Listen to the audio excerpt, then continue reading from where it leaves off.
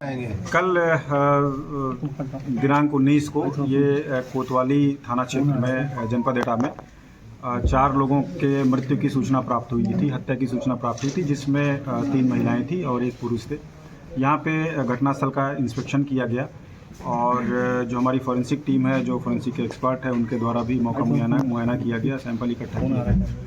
साथ ही जो आसपास के सीसीटीवी कैमरे लगे थे उनका भी अवलोकन किया गया और जो भी टेक्निकल एविडेंसेस होते हैं हम लोगों ने उस आधार पर आगे की कार्रवाई करी। तो इसमें ये निकल के आया कि जो मृतक हैं उनके पुत्र जो एक छोटी सी दुकान चलाते हैं मेडिकल स्टोर की, वो दोपहर में लगभग 12:55 के आसपास अपने घर पे आते हैं कुछ पॉलीथीन में लिए हुए और लगभग सवा घंटे के आसपास वहाँ अपने घर में रहते हैं और फिर बाइक से चले जाते हैं। सभी तरफ कैमरे लगे हैं, घर के पीछे भी लगे हैं, घर के आगे भी लगे हैं और उनके जाने के लगभग 20 मिनट बाद उनका छोटा बेटा आता है जो घर के अंदर जाता है तो उसको डेड बॉडी इस तरह से दिखती है और बाहर आकर के वो सूचना देता है जो पड़ोसी के लोग हैं, फिर पुलिस को ये सूचना मिलती है। तो इसमें सारी चीज़ों की एनालिसिस की गई, देखा गया, CDR से लेकर सब कुछ देखा गया, आसपास भी लोगों से गोपनीय तरीके से भी जानकारी इकट्ठा की गई।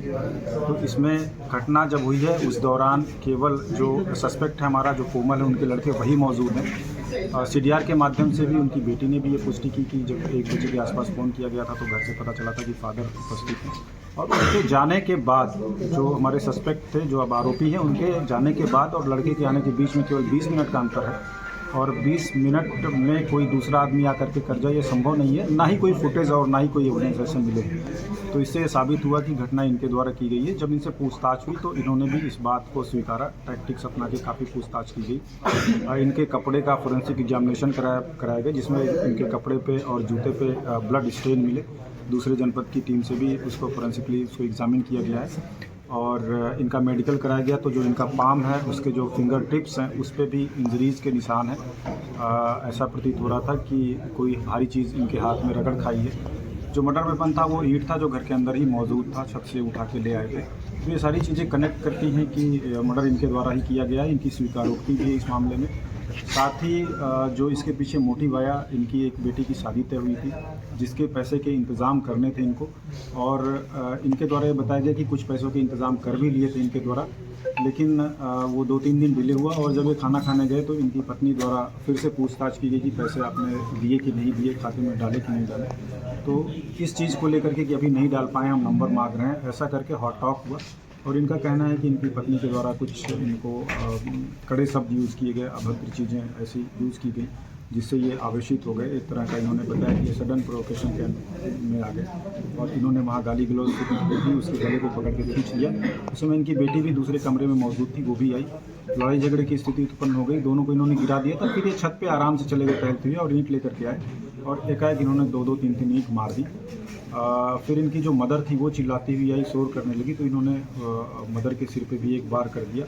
हालांकि उनकी डेथ नहीं हुई थी, वो नीचे गिर गई। फिर ये बाद में जो इनके फादर थे इनको लगा कि कहीं घटना पता ना चल जाए, साक्षियों को छुपाने और किसी को जानकारी ना हो, इस क्रम में इनके फादर जो कैंसर पेशेंट थे वो लेटे हुए थे, उनके भी सिर पे एक बार पाया गया जिससे उनकी भी डेथ हुई है।